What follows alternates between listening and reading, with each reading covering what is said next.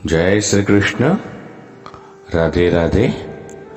राधे सत्संग में सत्संग का रसपान करते सभी आत्मीय जनों, श्री वल्लभ की प्रेरणा से प्रेरित होकर राधे सत्संग में आज हम बाल कृष्ण लाल के छोटे से सुंदर प्रसंग को देखेंगे। लेकिन इससे पूर्व अगर आपने राधे सत्संग चैनल को सब्सक्राइब न किया हो तो कर लेना, जिससे आपको हर सत्संग की जानकारी नोटिफिकेशन से मिलती रहे।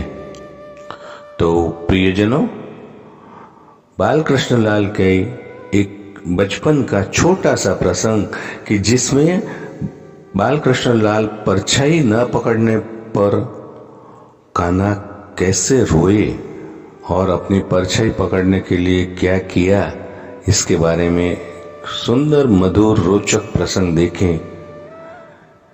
एक दिन कान्हा को नई लीला सूझी और भगवान का काम तो नित्य नई नई लीलाएं करका और ऐसी लीलाएं करके माता को आनंदित करने का था।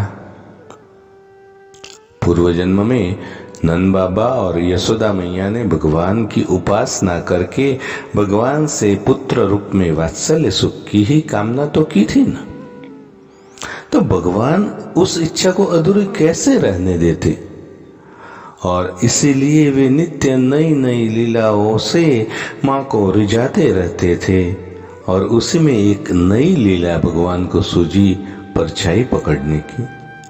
कान्हा नंद के आंगन में घुटनों के बल खेल रहे थे और अचानक उनकी दृष्टि अपनी परछाई पर पड़ी जो उन्हीं का अनुसरण कर रही थी। जब वे हंसते थे तो परछाई भी हंसती थी।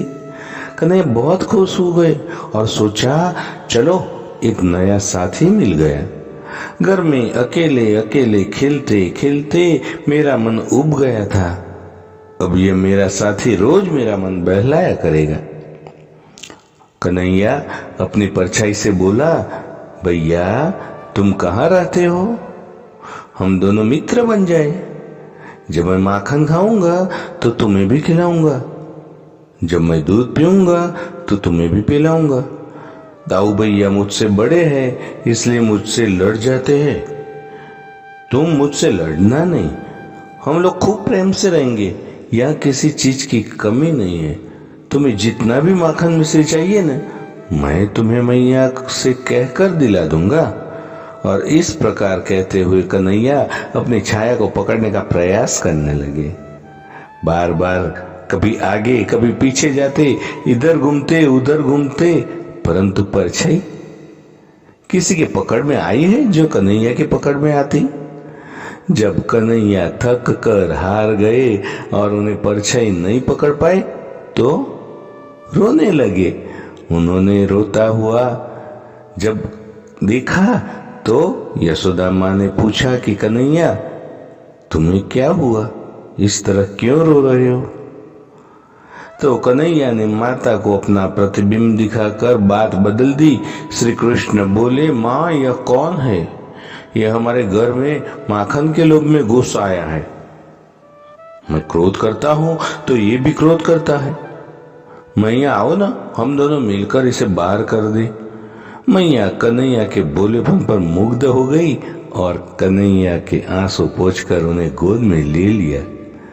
तो प्रिय वैष्णवजनों, कैसी सुंदर मधुर बाल लीला थी। तो इसके साथ ही आज के सत्संग को श्री वल्लभ के चरणों में समर्पित करके अत्र विराम दें। फिर मिलेंगे नए सत्संग में। जय श्री कृष्ण। राधे राधे।